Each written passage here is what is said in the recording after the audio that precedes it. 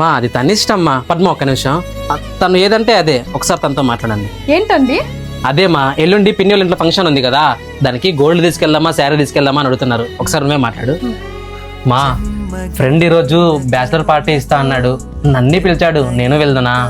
వెళ్ళండి, కానీ అక్కడ తాగొద్దండి, సరేనా? సరేమ్మా. మమ్మా, నువ్వు ఖాళీగా ఉన్నప్పుడు వర్క్ చూడమని చెప్పావు కదా, హౌస్ షిఫ్టింగ్ వర్క్ ఉంది, వస్తావా? అవునా, సరే మామ, మా వైఫ్ నువ్వు మాట్లాడికి చెప్తాను. మా విన్నావు కదా, వెళ్ళొద్దునా? వెళ్ళి జాగ్రత్తగా రండి. ఏంట్రా నువ్వు, ఏం చేయాలన్నా నీ పిల్లం పర్మిషన్ అడిగి చేస్తావా? అయినా నువ్వు కదరా కష్టపడి సంపాదించేది, ప్రతిసారి తన పర్మిషన్ అడుగుతావేంటి? నీకు ఆరోగ్యం బాగాలేనప్పుడు ఎవర్రా అందరికంటే ఎక్కువ బాధపడేది? ఇంకెవర్రా, నా భార్యే. అదే నీకు ఏదైనా జరిగినప్పుడు నీ పక్కన ఉండి నేను జాగ్రత్తగా చూసుకునేది ఎవర్రా? తనే. నువ్వు బాధలో ఉన్నప్పుడు నీ పక్కనే ఉండి నీకు ధైర్యం చెప్పేది ఎవర్రా? తనేరా. మనకు ఏది మంచో ఏది చెడు మనకన్నా మన గురించి వాళ్ళే ఎక్కువ ఆలోచిస్తారు కదరా. అందుకే నేనేం చేయాలన్నా నా భార్యను అడిగే చేస్తాను. ప్రతి ఒక్క విషయం నా భార్యను అడిగి చేయడంలో నేను దాన్ని సిగ్గుచేటుగా అనుకోను, గర్వంగా భావిస్తాను.